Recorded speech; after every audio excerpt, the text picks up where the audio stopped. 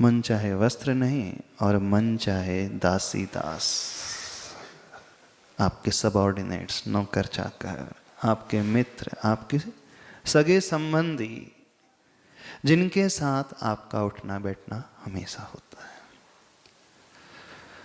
तो दो परिस्थिति ऐसी निकल करके आती हैं जो उसे मन चाहे नहीं देती हैं, एक जड़ वाली और एक चेतन वाली, और पूरा जीवन इसी में बीत जाता। सोचा कभी आपने? तो हर संसारी जीव मुख्य रूप से कौन से आर्त ध्यान से पीड़ित है? अनिष्ट संयोगज आर्त ध्यान से।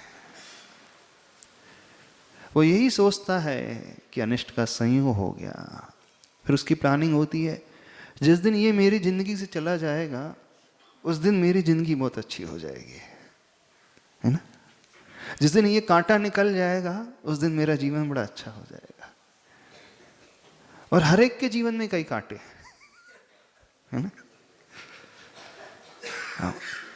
आप सोचते हैं कि ये कांटा निकला तो फिर मेरा जीवन तो बढ़िया हो जाएगा। अब वो कांटा निकला, फिर दूसरा और चुभ जाता है, तो दूसरा और आ जाता है। कदम कदम पर उसके जीवन में कांटे ही कांटे हैं। अब हम क्या धारणा बना रहे हैं कि जब ये कांटा निकलेगा तब मैं अच्छा हो जाऊंगा, मेरा जीवन अच्छा हो जाएगा। जब ये व्यक्ति मेरे जीवन से दूर हो जाएगा, जो मुझे लाइक नहीं करता है, जो मुझसे विपरीत चलता है, मेरे स्वभाव से विपरीत है, तब हमारा जीवन बहुत अच्छा होगा। उस समय हम ये भूल जाते हैं कि सामने वाला व्यक्ति एक निमित्त है, और वह निमित्त की प्राप्ति हमें हमारे कर्म के उदय से होती है। हमने एक निमित्त को हटाया तो दूसरा निमित्त वेटिंग लिस्ट में खड़ा ही रहता है, दूसरे को हटाया तो तीसरा आ जाएगा, तीसरे को हटाया जाए तो चौथा आ जाएगा। आप किस किस को हटाने जाओगे? हम बाहर के निमित्तों को हटाने की कोशिश करते हैं, पर आचार्य भगवान कहते हैं यदि हम भीतर के ही कारण को हटा ले तो, ये तो हम भीतर के उस कर्म को हटा ले जिस कर्म के उदय स्वरूप वो बाहर का निमित्त मिलता है।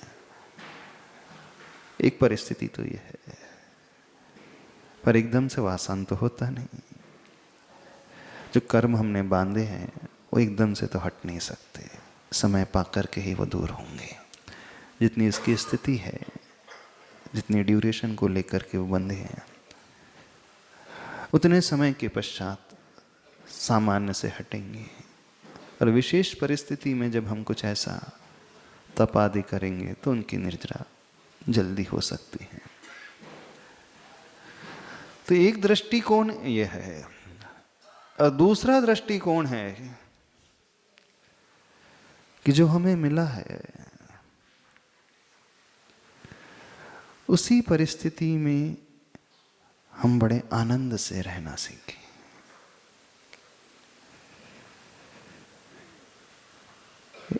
हर व्यक्ति सोचता है कि जीवन में हैप्पीनेस का पाथ कौन सा है, वे कौन सा है, what is the way of happiness. उसका समाधान ये है कि हम हैप्पीनेस के रास्ते को तो खोजना छोड़ दें, जहां हम रह रहे हैं उसी में हम हैप्पीनेस खोजना शुरू कर दें। Happiness is the only way to remain happy. अन्य रास्ते को खोज करके, अन्य रास्ते पे चल करके हम सुख से रहें, सुख पाएं, थोड़ी कठिन अवस्था है।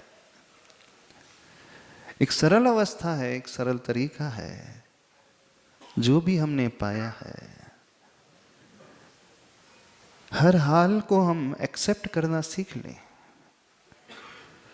हर हाल में हम सामंजस्य बैठाना सीख लें।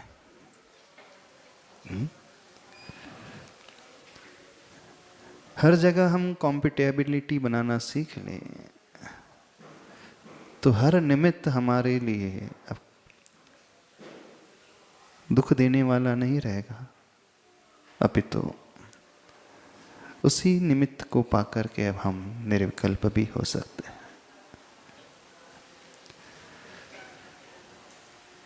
आप ऐसे उदाहरण को खोज करके लेकर के आए हैं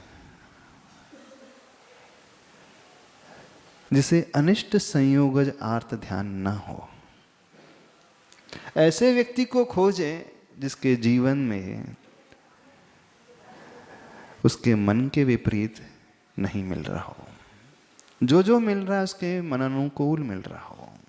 है कोई ऐसा व्यक्ति संसार में? कौन सा ऐसा व्यक्ति है? यदि वह कर्म भूमि में है, संसारी दशा में है, तो ऐसा तो कोई व्यक्ति नजर ही नहीं आता है कि उसे सब कुछ उसके मन के अनुकूल ही मिला हो। तो जब ऐसा कोई व्यक्ति नजर ही नहीं आ रहा है तो ये संभव ही नहीं है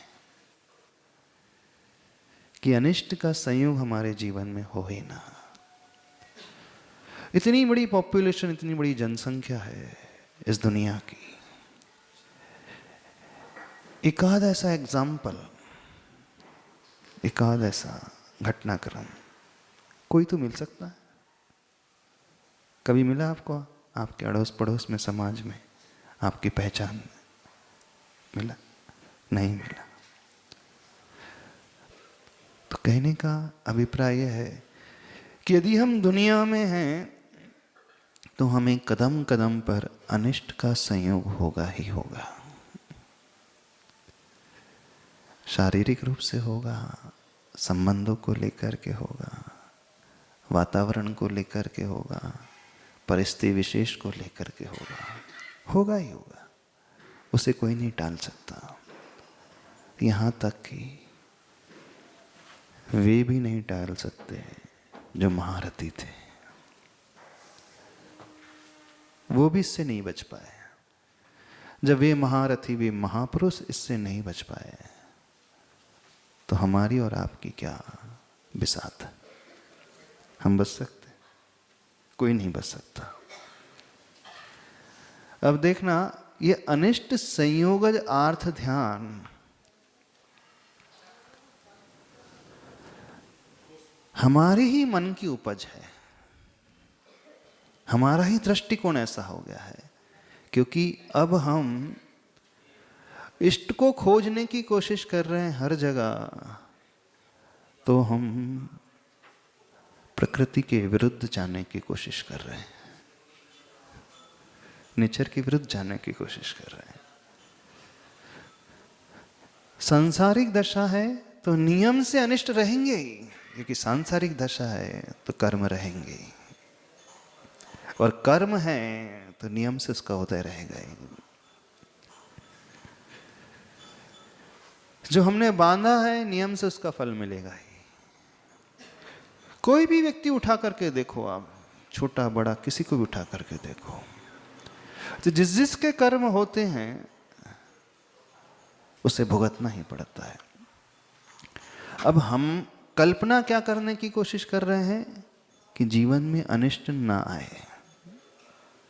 धारणा क्या बना रहे?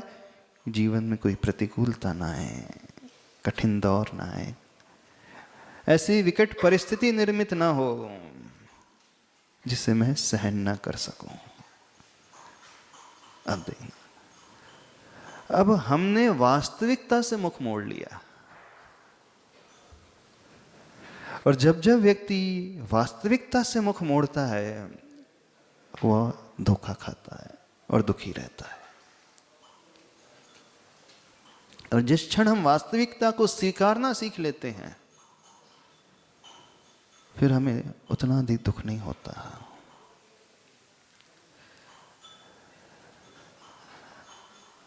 एक मछुआरा है जिस बस्ती में रहता है वहाँ हमेशा मछली की दुर्गंध आती रहती है।